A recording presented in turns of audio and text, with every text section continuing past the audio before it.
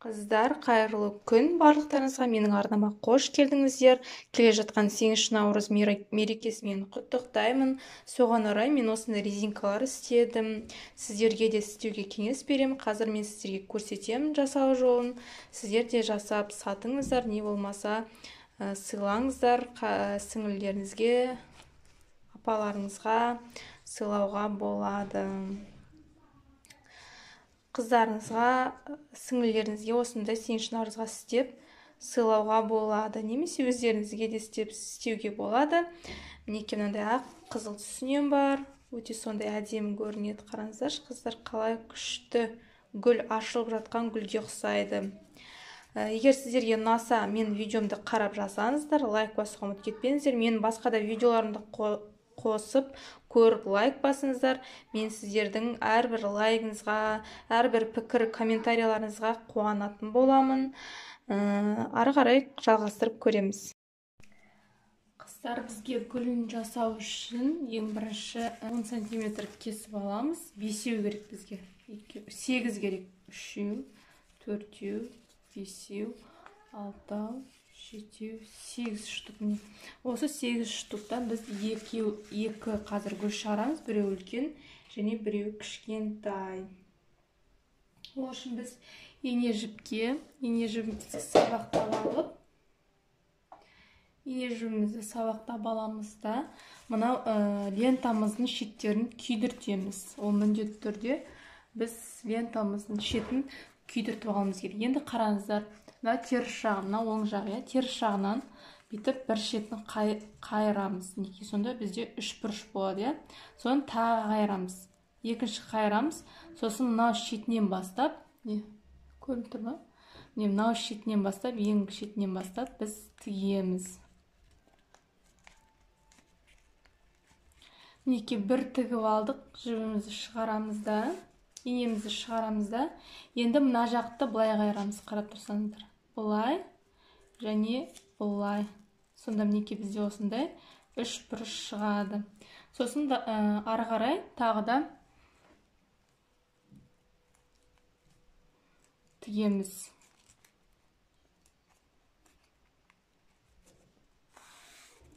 Сонда бізде осындай, мінекей осындай жапырақтар пайда болады. Соның бізге осындай 3 штугін тігіп шығуымыз керек бізге.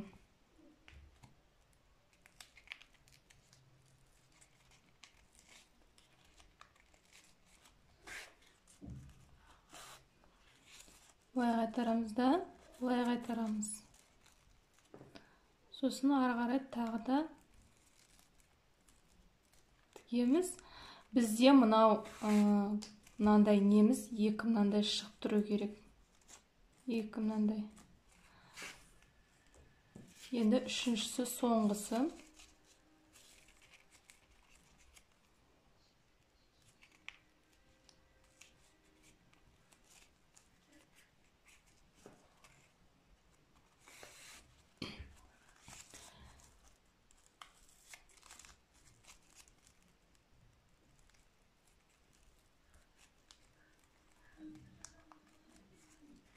Неке үшеуін енді біз бір жерге жинаймыз, қатты тартамыз соңына дейін. Сосын мына ең соңында жаңа бастадық қой. Осы жерге инемізді кіргіземіз да, бір шетіне қатты тартамыз барынша. Барынша қатты тартамыз. Сонда бізде мінекей мынандай гүл шығады. Қарап тұрсаңыздар.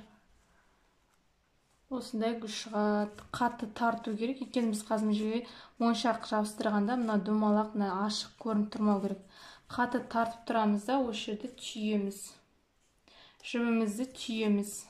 Қатты тартып тұрып, түйіп тастаймыз.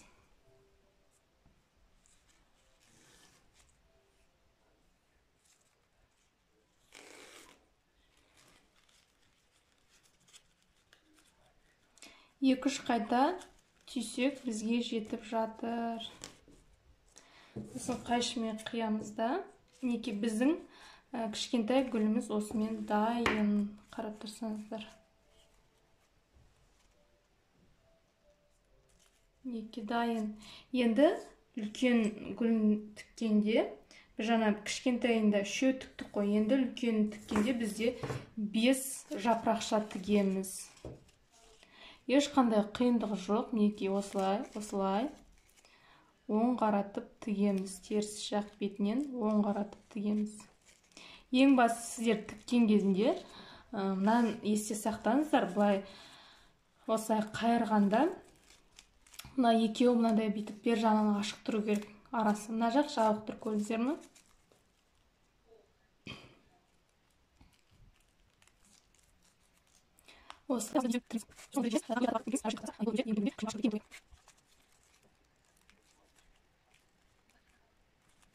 Екіншісі.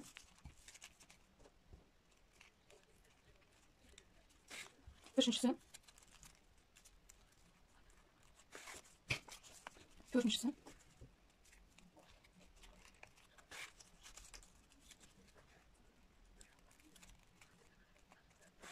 Және соңғысы бесіншісі.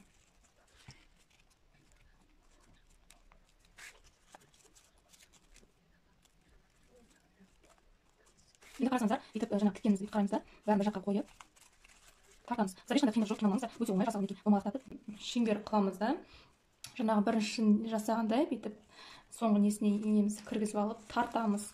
Бұл жолы тартқанда қатты тартуға болмайды. Арасы кішкене болсын, ашық болу керек. Өйткені біз мынаны қасы саламыз. Кішкентай мына гүлді бетіне бүйтіп салғанда нағасы тартылып тұрмау керек. Түйеміз тағы да осыны.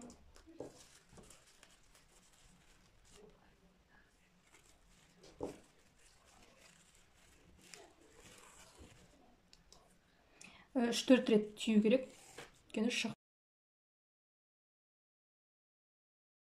Өйткені түрлері көп. Тез егер мынандай лентаның кішкене несін алсаңыз, сапасы төмендеуін алсаңыз, ол түйілгенше тұрмай шығып кетуі әбден мүмкін. Кесемізді мінекей кішкене болсын арасын тартып, мынау жөндейміз жапырақтарын. Енді міне бізде осымен дайын. Қарап тұрсаңыздар, мынаны үстіне бүйтіп біз жабыстыра саламыз. Қазір термопистолетпен, ыстық клеймен, ыстық желмен біз осылай жабыстырамыз. Мына жерге моншақ жабыстырамыз. Осымен біздің мінекей гүліміз дайын. Тезіңізді ең қиындау осы ғой. Осыны жасап болдық. Енді мына асын жасағанда қараңыздар. Асын жасағанда бізге мынандай ақ лентадан 4-еу керек, қызыл лентадан 2-еу керек, және мынандай кіші ақ неден 4-еу керек. Енді оны істеу үшін біз мынаны қоя тұрайық, шатас кетпес үшін. Бізге қызыл лентадан 11 сантиметрдан осындай 2-еу керек, 11 сантиметрден. Біз оны былай тігіп аламыз. Сіздерге көрсетейін. Біз екі шетін күйдіріп аламыз, өйткені шашақтан шығып, ол сосын шығып кетуі мүмкін, және ол бізге кедергісін жасайды жұмыстан. Осылай неге қайырып, екеуін бір лентаны жаңағы қайырып тігіп шығамыз. Ешқандай қиындық жоқ. Екіншісінде былай бүктеп тігіп шығамыз. Сосын тартамыз да, қатты тартамыз да, мінекей бір жерге бүйтіп орап тігіп тастаймыз. Бір болады, мына жерге кіргізіп тартсаңыздар, сонда бізде мынандай бантик сияқты шығады. Осыны тартып тұрып, қатты тартып тұрып, түйіп тастаймыз.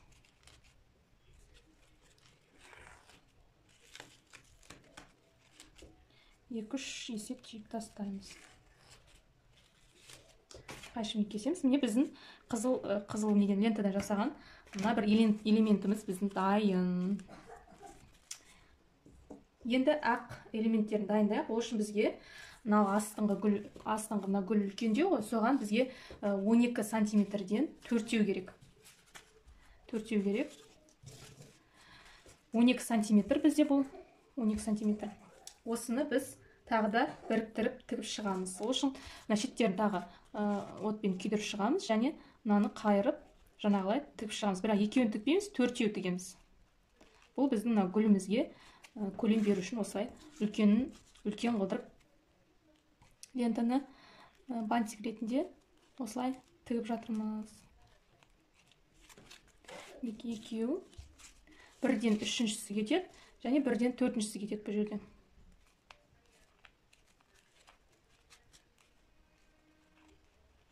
Үшіншісі кетті, және бізде төртіншісі кетеді.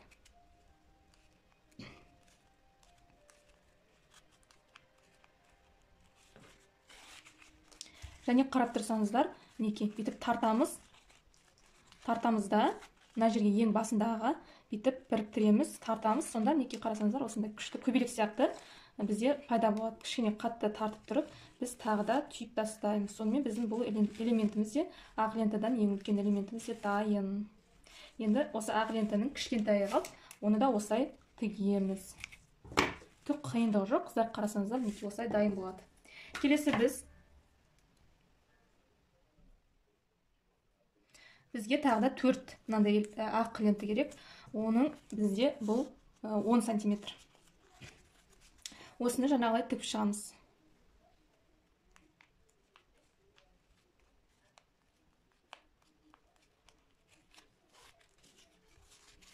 Біреу.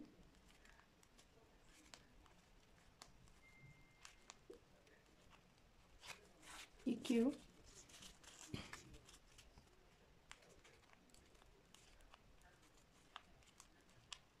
Үшеу. Және де төртеу.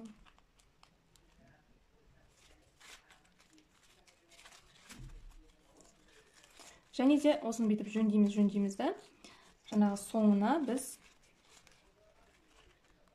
инемізді кіргізіп, соңғы неге тартып, неге тағы да бізде кішкентай, ана үлкен ақ жаңағы наның кішкентай, бізде кішкентай көбелегі дайын болды. Тартып тұрып, тағы түйіп тастаймыз. Осымен біздің бантигіміз дайын, қыздар, өте оңай. Егер тігуге деген тіге алатын болсаңыз, тіге алмайтын болсаңыз да жасап көруге болады. Барлық дүкендерде қолжетімді бағада ленталар қазір сатылады. Құрал жабдықтар да, мысалы, бұған көп затта кетпейді, қарап тұрсаңыз. Клей, пистолет қазір бәрінде де бар деп ойлаймын. Енді қазір біз бұларды жабыстырып шығамыз. Мына үлкен ақ лентаның бетіне мына қызылды жабыстырамыз, сосын мына ақты жабыстырамыз. Қараңыздар, сонда қандай әдемі болып келеді, иә? Және ең соңында біз мынаны жабыстырамыз. Сонда бізде осындай күшті гүл пайда болады. Қазір біздің желіміз ысыды. Енді бізге мынандай моншақ қажет болады. Осыны біз мынау кішкентай гүлімізге жабыстырамыз. Дәл ортасына шеңберімізді, тесігімізді білдіртпей жабыстырамыз. Кейін мынау үлкен гүлге кішкене бет арасын ашып, былай желімізді шеңбердің шеттеріне жағамыз да, мына кішкентай гүлімізді бетіне жабыстырамыз, қатты ұстап тұрамыз. Неге жабысты. Енді біз мынау үлкен ақ немізді қоямыз да, осыған мынау қызыл бантигімізді жабыстырамыз, дәл ортасына жабыстырамыз. Неге жабысты. Енді біз ақ кішкентай көбелек бантигімізді жабыстырамыз. Көрдіңіз бе, қандай әдемі болып келеді. Енді біз осыған мынау дайын гүлімізді жабыстырамыз. Тағы да шеңберге астындағы клейімізді жағамыз және мынаған жабыстырамыз. Мінекей осымен біздің гүліміз дайын. Осы гүлдің артына қазір енді менің осы видеоның каналымда артына резинка жасау, қалай жасауға резинка бар, сол туралы видеоны қарап жасасаңыздар болады. Артына тек резинка жасау қалады. Немесе заколка жасасаңыздар болады. Немесе резинка жасасаңыздар болады. Өздеріңіз қалауларыңыз бойынша жасауға болады. Осымен біздің мінекей әдемі гүл бантигіміз дайын. Сіздер де жасап көріңіздер. 8 наурызға қыздарыңызға, туысқандарыңызға, сіңілдеріңізге осындай әдемі бантик жасап сыйлаңыздар. Осы видеоға лайк басыңыздар, менің арнама жазылыңыздар, жаңадан видео күтіңіздер. Сау болыңыздар.